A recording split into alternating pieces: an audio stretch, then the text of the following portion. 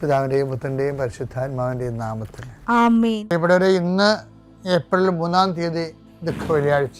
അമ്മേ പരിശുദ്ധ അമ്മേ, അമ്മേ പരിശുദ്ധമേ, ദൈവമാതാവേ, കൃപാസനത്തിലൂടെ ഞങ്ങൾക്കും ഞങ്ങളുടെ ദേശത്തിനും അമ്മ മധ്യസ്ഥം തേടി തന്ന എല്ലാ അനുഗ്രഹങ്ങൾക്കും കൃപകൾക്കും ഞങ്ങളിപ്പോൾ ഹൃദയം നിറഞ്ഞ നന്ദി പറയുന്നു.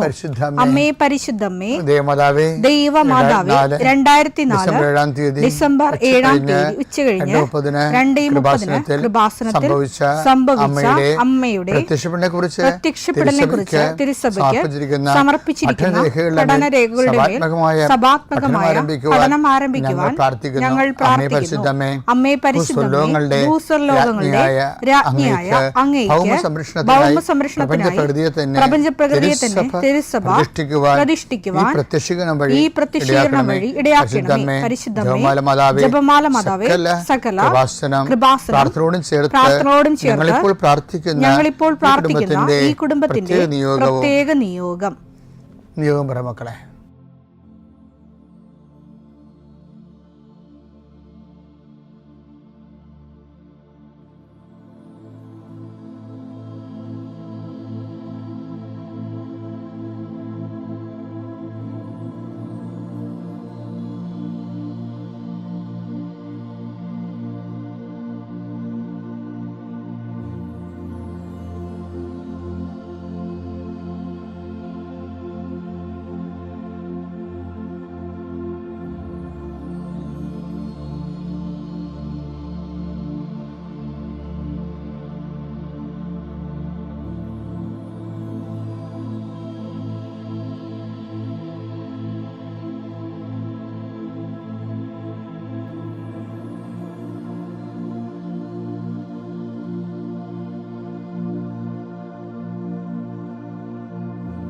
അമ്മയുടെ പ്രത്യക്ഷീകരണത്തിന്റെ ഈ അനുഗ്രഹവേളയിൽ ഞങ്ങൾക്ക് സാധിച്ചു തരുവാൻ കനിയണമേ.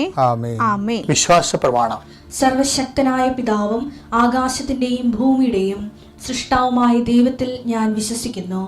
അവിടുത്തെ ഏകപുത്രനും ഞങ്ങളുടെ കർത്താവുമായ ഈശോമിശിഹായിലും ഞാൻ വിശ്വസിക്കുന്നു. ഈ പുത്രൻ പരിശുദ്ധാത്മാവിനാൽ ഗർഭസ്ഥനായി കന്യകാമറിയത്തിൽ നിന്ന് പിറന്ന് പൊന്തിയോസ് പീലാത്തോസിന്റെ കാലത്ത് പീഡകൾ സഹിച്ച് കുരിശിൽ തറയ്ക്കപ്പെട്ട് മരിച്ച് അടക്കപ്പെട്ട് പാതാളങ്ങളിൽ ഇറങ്ങി മരിച്ചവരുടെ ഇടയിൽ നിന്ന് 3-ാം നാൾ ഉയർത്ത് സ്വർഗത്തിലേക്ക് എഴുന്നള്ളി സർവശക്തിയുള്ള പിതാവായ ദൈവത്തിന്റെ വലതുഭാഗത്തിരിക്കുന്നു. അവിടെ നിന്ന് ജീവിക്കുന്നവരെയും മരിച്ചവരെയും വിധിക്കുവാൻ വരുമെന്നും ഞാൻ വിശ്വസിക്കുന്നു. പരിശുദ്ധാത്മാവിലും ഞാൻ വിശ്വസിക്കുന്നു. വിശുദ്ധ കത്തോലിക്കാ സഭയിലും പുണ്യവാന്മാരുടെ ഐക്യത്തിലും പാപങ്ങളുടെ മോചനത്തിലും ശരീരത്തിന്റെ ഉയർപ്പിലും നിത്യമായ ജീവിതത്തിലും ഞാൻ വിശ്വസിക്കുന്നു. ആമേൻ. സ്വർഗ്ഗസ്ഥനായ ഞങ്ങളുടെ പിതാവേ, അങ്ങയുടെ നാമം പൂജിതമാകണമേ. അങ്ങയുടെ രാജ്യം വരണമേ. അങ്ങയുടെ തിരുമനസ് സ്വർഗത്തിലെ പോലെ ഭൂമിയിലും ആകണമേ. അന്നു വേണ്ടുന്ന ആഹാരം ഇന്ന് ഞങ്ങൾക്ക് തരണമേ. ഞങ്ങളോട് തെറ്റ് ചെയ്യുന്നവരോട് ഞങ്ങൾ ക്ഷമിക്കുന്നത് പോലെ ഞങ്ങളുടെ തെറ്റുകൾ ഞങ്ങളോടും ക്ഷമിക്കണമേ. ഞങ്ങളെ പ്രലോഭനത്തിൽ ഉൾപ്പെടുത്തരുതേ, തിന്മയിൽ ഞങ്ങൾ രക്ഷിക്കണമേ. ആമേൻ. നന്മ നിറഞ്ഞ മറിയമേ, സ്വസ്തി. കർത്താവ് അങ്ങയുടെ കൂടെ സ്ത്രീകളിൽ അങ്ങ് അനുഗ്രഹിക്കപ്പെട്ടവളാകുന്നു. അങ്ങയുടെ ഉദരത്തിൻ ഫലമായി ഈശോ അനുഗ്രഹിക്കപ്പെട്ടവനാകുന്നു.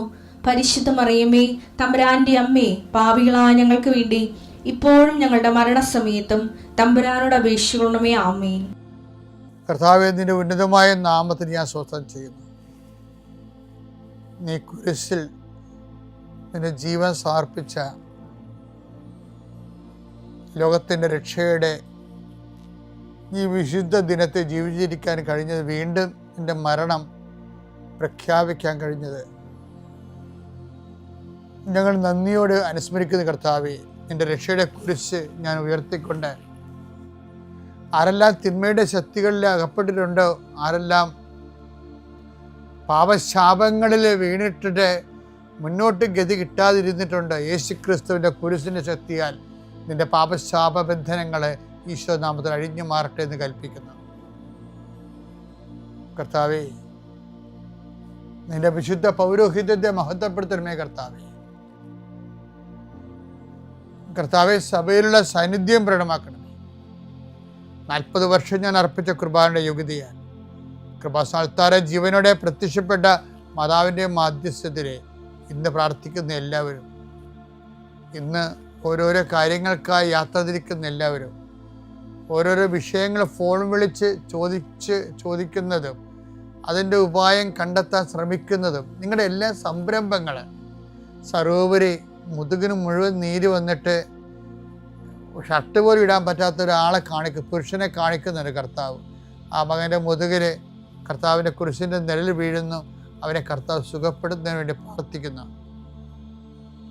Lord Jesus Christ, pour out His Spirit, the fire fingers soaked with the precious blood. I command you, in the name of Jesus Christ, you be healed. എൻ്റെ പ്രിയപ്പെട്ടവരെ, ഇന്ന് കർത്താവ്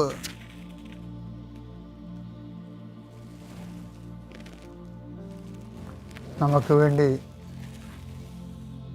ക്രൂശിക്കപ്പെട്ട ദിവസമാണ്. എൻ്റെ ഹൃദയത്തെ എപ്പോഴും ബാധിച്ചിട്ടുള്ള കർത്താവിൻ്റെ അന്ത്യവിനാഴികയെക്കുറിച്ചുള്ള ഐസയുടെ പ്രവചനങ്ങളുണ്ട്. അത് നമ്മളിന്ന് എല്ലാവരും സുവിശേഷമായിട്ട് വായിക്കും. അത് ഐസയ 53:7 നമ്മുടെ പാപങ്ങളാണ് അവൻ ചുമന്നത്. അത് വെറുതെ വായിച്ചാൽ നമുക്കൊന്നും ഫീൽ ചെയ്യത്തില്ല. ആദ്യം യേശുവിനെ സ്നേഹത്തിൽ ഫീൽ ചെയ്തുകൊണ്ട് ആ ഭാഗങ്ങൾ വായിക്കുമ്പോഴാണ്. പണ്ടൊക്കെ നമ്മുടെ അപ്പൂപ്പന്മാരും ഒക്കെ എല്ലാം വീട്ടിൽ ഈ ദിവസങ്ങളിൽ ഈ പുത്തമ്പാനെയൊക്കെ വായിച്ച് ഇരുന്ന് കരയണ കണ്ടിട്ടുണ്ട് ഞാൻ. നമുക്കിന്ന് ദൈവത്തിന് അവർക്കുണ്ടായതിനേക്കാൾ അറിവുകളുണ്ട്, പക്ഷെ ആത്മബന്ധമില്ല. ഇത് ഒരു ട്രാജഡിയാണ്. അറിവ് കൂടിയപ്പോൾ ആത്മബന്ധം കുറഞ്ഞു, അതുകൊണ്ട് അനുഭവങ്ങളും കുറഞ്ഞു. ഇതൊക്കെ വെള്ളിയാഴ്ചയുടെ ട്രാജഡി. യേശുക്രിസ്തു മരിച്ചതല്ല, നമുക്ക് മരിച്ചതിൻ്റെ അനുഭവം ഫീൽ ചെയ്യാത്തതാണ്. അതെങ്ങനെ ലോകത്തിന് സാത്താന് എപ്പോഴും അത് ലോകത്തിന് ഫീൽ ചെയ്യിക്കരുത് എന്ന് എന്തോ ദൃഢനിശ്ചയമുള്ളതുപോലെ നമുക്ക് തോന്നുന്നത്. കാര്യം ലോകത്തിൻ്റെ ജീവിതത്തിൻ്റെ വ്യവഹാരങ്ങളിൽ നിന്ന് യേശുവിനെ ഇങ്ങനെ പതുക്കെ പിടിച്ചു മാറ്റുന്ന പോലെ ഓരോ കാലത്തിൻ്റെ അടയാളങ്ങൾ നമ്മൾ കാണുന്നുണ്ട്. കഴിഞ്ഞ ദിവസങ്ങളിൽ അലഹാബാദ് ഹൈക്കോടതിയിൽ ഏറ്റവും പുതിയൊരു വിധിയുണ്ടായി. നിങ്ങൾ കേട്ടതാണ്. അതായത് ഭർത്താവിൻ്റെ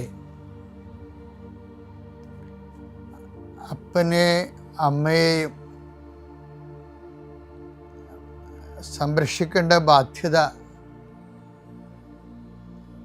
ഭാര്യയ്ക്കില്ല എന്നും പറഞ്ഞൊരു വിധിയുണ്ട്. അതായത് മരുമകൾക്കില്ലെന്ന്. അപ്പോൾ നിങ്ങൾ പറയും, അതാണല്ലോ ശരി. ലോകത്ത് 2 തരം ശരികളുണ്ട്. ഈ 2 കള്ളന്മാരുള്ളതുപോലെ 2 ശരികളുണ്ട്. അതായത് ഒന്ന് ലീഗലായിട്ട് കറക്റ്റായിട്ടുള്ള കാര്യങ്ങൾ, മറ്റത് എത്തിക്കലായിട്ട് കറക്റ്റായിട്ടുള്ള കാര്യങ്ങൾ.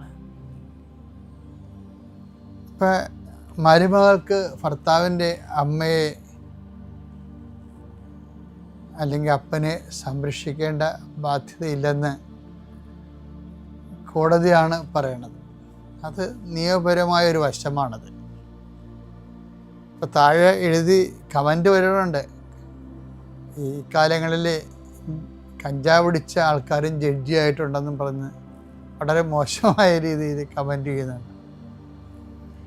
ചിലർ പറയണത് അത് ശരിയാണല്ലോ എന്ന് പറയണ ഒരു ഭാഗമുണ്ട്.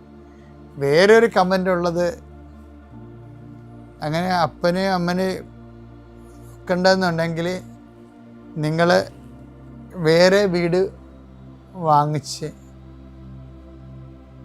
മാറി താമസിക്കാൻ, അങ്ങനെ ഒരു കമൻറ്റ് വന്നിട്ടുണ്ട്. നിങ്ങൾ ഈ വീട്ടിൽ താമസിക്കുന്നിടത്തോളം കാലം അത് അവരുടെ രക്തത്തിൻ്റെ മാംസത്തിൻ്റെ വിലയായ വീട് നിങ്ങൾ ഉപയോഗിക്കുന്നിടത്തോളം കാലം അവരെ നോക്കാൻ നിങ്ങൾക്ക് ബാധ്യതയുണ്ട്, കോടതി ബാധ്യതയില്ലെന്ന് പറഞ്ഞാലും എന്ന് പറഞ്ഞൊരു വേറെ കമൻ്റുണ്ട്. ഞാനിപ്പോൾ ഈ ദുഃഖവെള്ളിയാഴ്ച അത് സൂചിപ്പിക്കാൻ കാരണം, ഇത് പല ആൾക്കാർക്കും ദുഃഖവെള്ളിയാഴ്ച രണ്ട് കള്ളന്മാർക്ക് രണ്ട് അനുഭവങ്ങളാണ് ദുഃഖവെള്ളിയാഴ്ച നൽകണത്. എന്താ വെച്ചാൽ, ഒരാൾ നിയമത്തിൻ്റെ സൈഡിൽ നിൽക്കുക, അയാൾ പറയണതിൻ്റെ അത് കാര്യമുണ്ട്, നീ ദൈവപുത്രനാണെങ്കിൽ നിന്നെയും ഞങ്ങളെയും രക്ഷിക്കുക. ലീഗൽ സൈഡ് അതാണ്. മറ്റേയാൾ പറയണത്,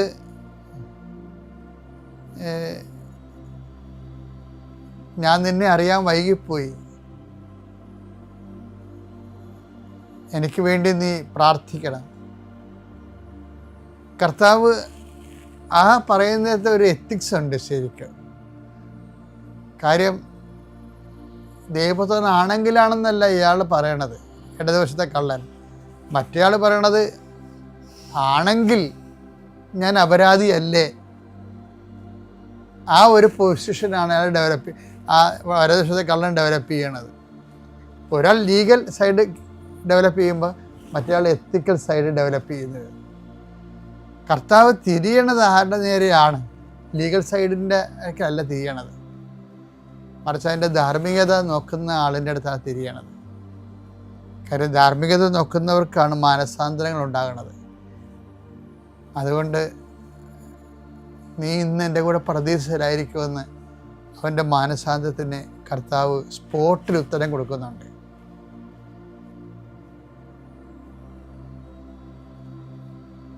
നീതിമാന്മാരുടെ പുനരുത്ഥാനത്തിൽ നിങ്ങൾക്ക് പ്രതിഫലം സിദ്ധിക്കുമെന്നുള്ളത് ചിലരോട് ഈശോ കൊടുത്ത ചില മറുപടികളാണ്. അപ്പം ഈശോയ്ക്ക് വേണമെങ്കിൽ സ്പോട്ടിലും കൊടുക്കാം, അത് ഈശോയാണ് തീരുമാനിക്കുന്നത്. അതിൻ്റെ ഒരു സത്യസന്ധതയും പരമാർത്ഥതയും ലുക്ക 14:12 മുതലുള്ള വചനങ്ങളാണ്. നീ ഒരു സദ്യയോ അത്താഴവിരുന്നോ കൊടുക്കുമ്പോൾ നിന്റെ സ്നേഹിതരെയോ സഹോദരരെയോ ബന്ധുക്കളെയോ ധനികരായ അയൽക്കാരെയോ വിളിക്കരുത്. ഒരു പക്ഷേ അവർ നിന്നെ പകരം ക്ഷണിക്കുകയും അത് നിനക്ക് പ്രതിഫലമാവുകയും ചെയ്യും. എന്നാൽ നീ സദ്യ നടത്തുമ്പോൾ ദരിദ്രർ, വികലാംഗർ, മുടന്തർ, കുരുടർ എന്നിവരെ ക്ഷണിക്കുക. അപ്പോൾ നീ ഭാഗ്യവാനായിരിക്കും. എന്തെന്നാൽ പകരം നൽകാൻ അവരുടെ പക്കൽ ഒന്നുമില്ല. നീതിമാന്മാരുടെ പുനരുത്ഥാനത്തിൽ നിനക്ക് പ്രതിഫലം ലഭിക്കും. ഇതാണ് വിഷയം. അത് കുറേ നാൾ കഴിഞ്ഞതിന് ശേഷം അന്ത്യവിധിയുമായിട്ട് വരണതാണ്. ഇതിപ്പോൾ തനത് വിധി പോലെ വന്നിരിക്കുക, ഓൺ ദി സ്പോട്ടിൽ ആൻഡ് ജഡ്ജ്മെന്റ്. ഇവിടെ കർത്താവ് അന്ത്യവിധിയാളനായി തന്നെയാണ് നിൽക്കുന്നത്. പണ്ട് സഭാപിതാക്കന്മാർ പറയുമായിരുന്നേ, കുരിശിൽ കിടക്കുന്ന കർത്താവിനെ കാണുമ്പോൾ കുരിശ് കർത്താവിൻ്റെ സിംഹാസനമാണ്, രാജാവിൻ്റെ മുകളിൽ എഴുതി വച്ചിട്ടുണ്ട് ജീസസ്, അതായത് അയ്യൻ, യേശു നസ്രേനി, റക്സ്, യുദയോരും, യൂതന്മാരുടെ രാജാവായ നസ്രായക്കാരൻ ഈശോ. അപ്പോൾ ആ രാജാവിൻ്റെ കുരിശ് സിംഹാസനം എന്ന് പറയുന്നത് കുരിശ് തന്നെയാണ്. സഭാപിതാക്കന്മാർ പറയവേ, ചെങ്കോല് കുരിശ് തറക്കപ്പെട്ട ആണികളും പിടിച്ചുകൊണ്ടാണ് കർത്താവ് വിധി നടത്തുന്നതെന്ന്. അപ്പം അവിടെ കർത്താവ് പണ്ട് പറഞ്ഞിട്ടില്ലേ, രാജാവ് തൻ്റെ വലതുവശത്തുള്ളവരോട് പറയും, എൻ്റെ പിതാവിനാൽ അനുഗ്രഹീതരെ വരുവീൻ, ലോകാരംഭം മുതൽ ഒരുക്കിയിരിക്കുന്ന രാജ്യം കൈവശമാക്കുവീൻ. അപ്പോൾ അവിടെയും ഇടതുവശവും വലതുവശവും ഉണ്ട്. മത്തായി 25:41. അനന്തരം അവൻ തന്റെ ഇടതുഭാഗത്തുള്ളവരോട് പറയും, ശപിക്കപ്പെട്ടവരെ നിങ്ങൾ എന്നിൽ നിന്നകന്ന് പിശാചിനും അവന്റെ ദൂതന്മാർക്കുമായി. അപ്പൊ ഈ ഇടതുവശത്തുള്ള കള്ളനോട് പറയാനുള്ള കാര്യങ്ങൾ നേരത്തെ പറഞ്ഞു ഈശോ. ഇപ്പം മിണ്ടണില്ല. നേരത്തെ പറഞ്ഞ് ശപിക്കപ്പെട്ടവരെ. എന്താ കാര്യം അവിടെ? ഈവൻ കർത്താവിനെ തിരിച്ചറിഞ്ഞില്ല എന്നുള്ളതാണ് പ്രശ്നം. ആ വലതുവശത്തുള്ള ആള് തിരിച്ചറിഞ്ഞില്ല എങ്കിലും ആ സാധ്യതയെ അംഗീകരിച്ചു, പിന്നീടത് സമ്മതിച്ചു. ക്രിസ്തുവിനെ സ്വീകരിക്കാൻ അയാളൊരു തുറവിയുണ്ടായിരുന്ന വിഷയം. ഇവിടെ ഒരു പ്രശ്നത്തിൽ നമ്മൾ എത്തിക്സിലാണ് തുടങ്ങിയത്. ഇടതുവശത്തെ കള്ളൻ ലീഗൽ പോയിൻ്റാണ് പറയണത്, എനിക്ക് പ്രൂഫൊന്നും ഇല്ലെന്ന് പറയും. ലുക്ക 23:39. ഇത് ഇടതുവശത്തെ കള്ളന്റെ റെസ്പോൺസാണ്. കുരിശിൽ തൂക്കപ്പെട്ടിരുന്ന കുറ്റവാളികളിൽ ഒരുവൻ അവനെ ദുഷിച്ചു പറഞ്ഞു, നീ ക്രിസ്തുവല്ലേ, നിന്നെയും ഞങ്ങളെയും രക്ഷിക്കുക. അയാളെ ക്രിസ്തുവാണെന്നുള്ള കാര്യം അംഗീകരിക്കാത്തത് കൊണ്ടാണ് അങ്ങനെ പറയണത്.